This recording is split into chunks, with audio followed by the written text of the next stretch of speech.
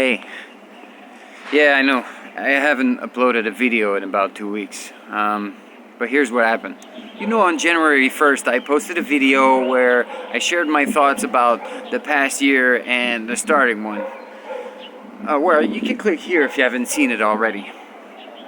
But yeah, I said something like, if I look at my life as a movie, it would be really boring if only good things happen. Well, I got served. Big time. 2 days after I posted this video, I woke up in the morning with 2 little pimples on my thumb, like itchy pimples. And I thought they were just like mosquito bites that I got during the night. But like about an hour later, those 2 pimples turned into a dozen.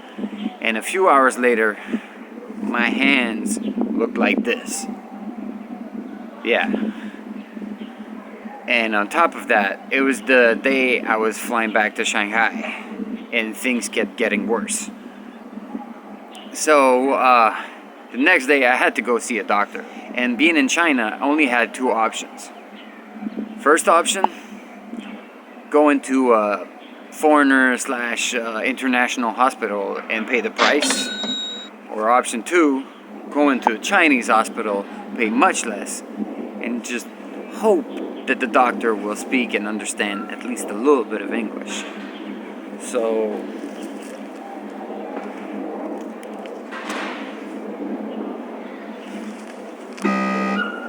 I went to the Chinese hospital. So I got out of my house and started walking on the streets of Shanghai like this, hoping to find a taxi, because my feet and my hands felt like they were on fire.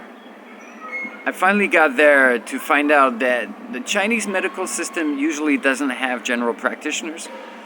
So there was a nurse at the reception desk, and she asked me what my problem was. I showed her my hands, and she told me that a skin doctor would see me soon. So I waited a few minutes, finally got to meet the doctor. Really nice man. He asked me a few questions, and finally told me using a translating app on this phone that I had a case of erythema polyform. Yeah, that.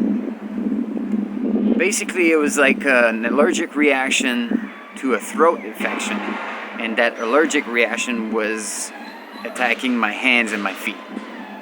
I'm no doctor, but this really sounded weird to me.